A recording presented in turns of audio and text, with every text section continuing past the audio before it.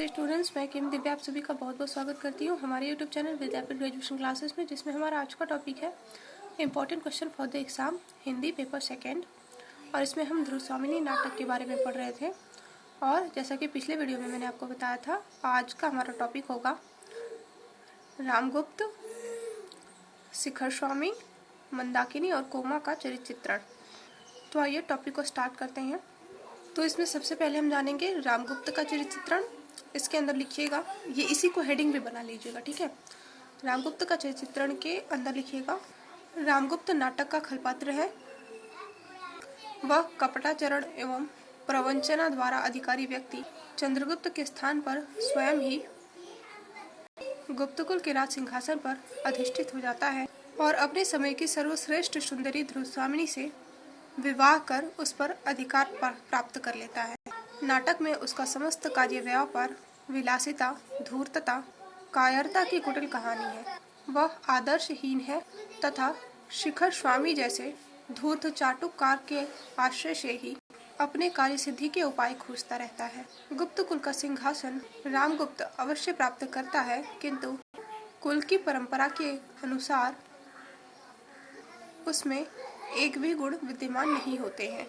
वह अपना अधिकांश समय सुराज सुंदरियों और हिजड़ों के साथ व्यतीत करता है, जिसमें बौने, कुबड़े, पुरुषत्वहीन व्यक्तियों के साथ में वह अपना समय व्यतीत करता है। रामगुप्त गौरव से नष्ट, आचरण से पतित और कर्मों से राजकलविश है।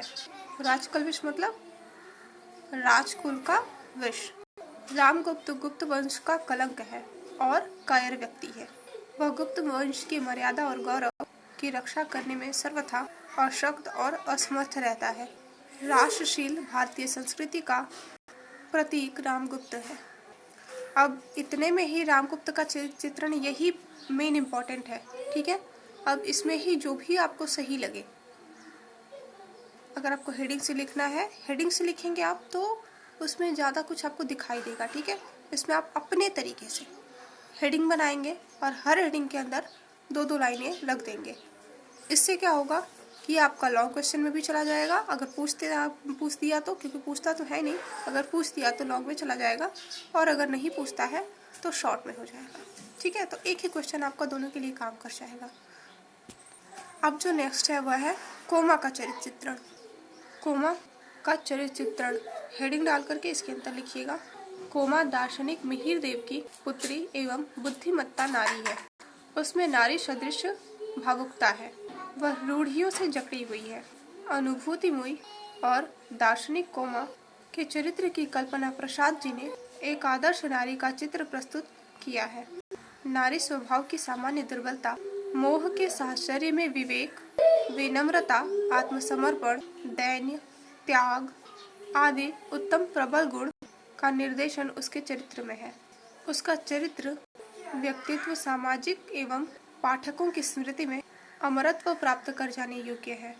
प्रसाद की नारी सृष्टि में कोमा एक सुंदर काल्पनिक चित्र है।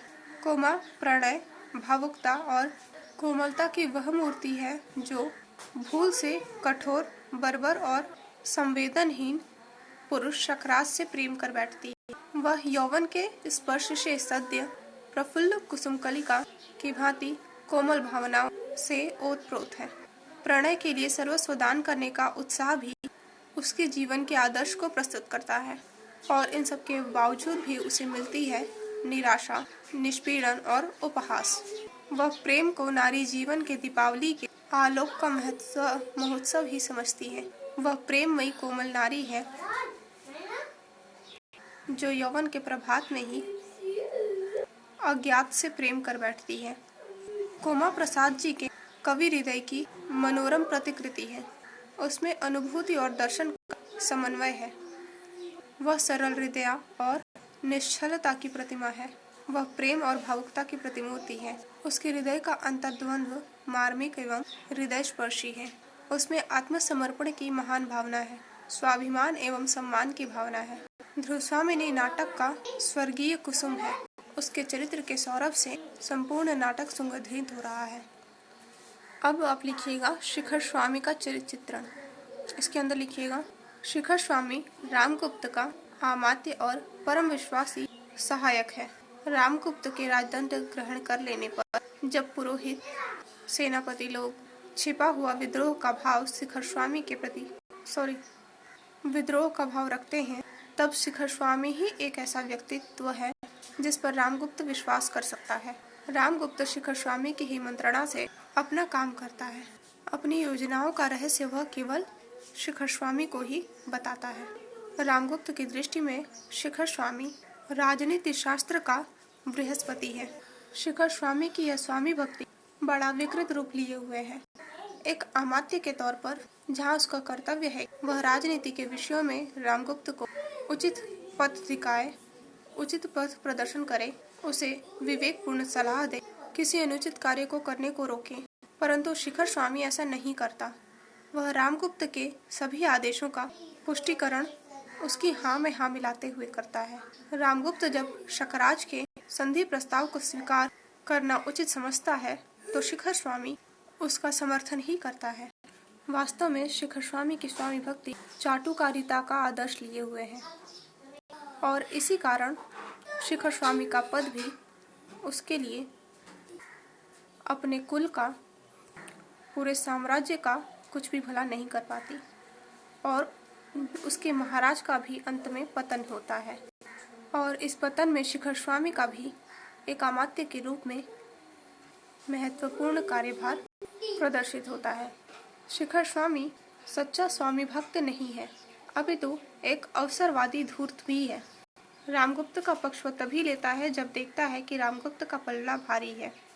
जैसे ही रामगुप्त की भर्त्सना होने लगती है वैसे ही वह रामगुप्त का साथ छोड़कर चंद्रगुप्त की तरफ आ जाता है और उसका पक्ष समर्थक बन जाता है, जिससे कि उसे अमात्य के पद को त्यागना न पड़े। पुरोहित के शब्दों में शिखर स्वामी राजनीतिक दस्यु है और यह कथन उसके लिए अक्षरशः सत्य है।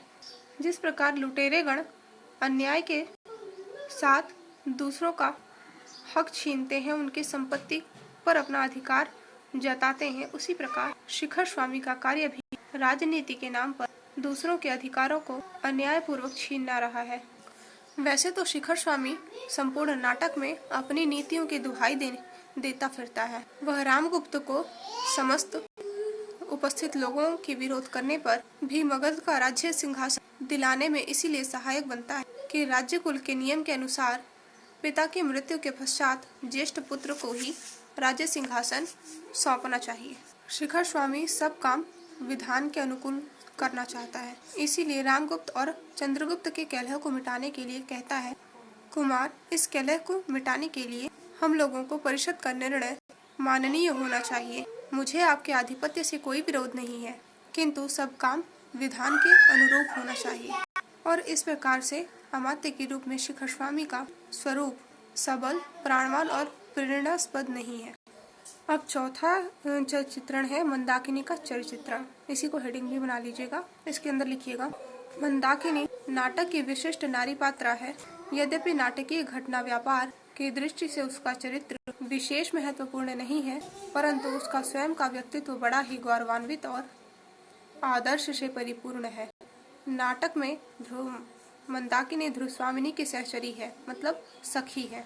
वह ध्रुवस्वामिनी को भाभी शब्द से संबोधित करती है और इससे ये पता चलता है कि मंदाकिनी रामगुप्त और चंद्रगुप्त की बहन है, परंतु यह बात निश्चित रूप से नहीं कही जा सकती। फिर भी मंदाकिनी राज्य कुल की सम्मानित सदस्य है। नाटक के प्रारंभ में ही मंदाकिनी को राष्ट्र की रक्षा के लिए तत्पर पाते हैं। उसे इस बात का बड़ा क्षोभ है कि गुप्त कुल के मर्यादा का रक्षा भार रामगुप्त को दिया गया है, जो कि अपने प्राणों को बचाने के लिए समस्त कुल के गौरव का नाश करने के लिए तत्पर है। मंदाकिनी एक कर्तव्यपरायण और वीर बाला है। हृदय को कठोर करके वह अपने कर्तव्य को पूरा करने के लिए प्रस्तुत होती है। न्याय का दुर्बल पक्ष होते हुए भी साहस के साथ उसका पक्ष ग्रहण करती है। अन्याय का विरोध और न्याय का समर्थन, यही जैसे मंदाकिनी के जीवन का आदर्श है। अपने इस आदर्श से वह कहीं भी विमुख नहीं होती। जहाँ कहीं भी वह न्याय का गला घोटते हुए देखती है, उसका हृदय क्रोध से फफकार उठता है। ध्रुवस्वामिनी के भांति मंदाकिनी ने भी युग युग तक पीड़ित और अभिशापित नारी के जीवन के स्वर को ऊंचा उठाया है, उसके स्वत्वों और अधिकारों की जोरदार शब्दों में मांग की है। मंदाकिनी का हृदय बड़ा ही विशाल और उदार है। संसार की भलाई, बस यही उसके जीवन की कामना है। वह चाहती है कि उसकी आंखों के आंसू संसार के कोने कोने में प्रेम का रूप लेकर अपनी करुणा से भरी और शांति से भरी हुई कहानी सुनाए। दुख से पीड़ित पृथ्वी को अपनी ममता भरी शीतलता से सींच दे। मंदाकिनी का चरित्र बड़ा ही दिव्य और भव्य है। वह किसी की छाया मात्र नहीं है, उसका अपना स्वतंत्र अस्तित्व है। आदर्शवाद की तुलिका से नाटककार ने अपने इस पात्र के चरित्र को रंगा है। नारी जीवन का शुभ पक्ष ही उसके चरित्र के माध्यम से व्यक्त हुआ है। आज के लिए इतना ही। अब हमारे नेक्स्ट वीडियो में मिलेंगे शकराज और मिहिर देव के चरित्र चित्रण के साथ।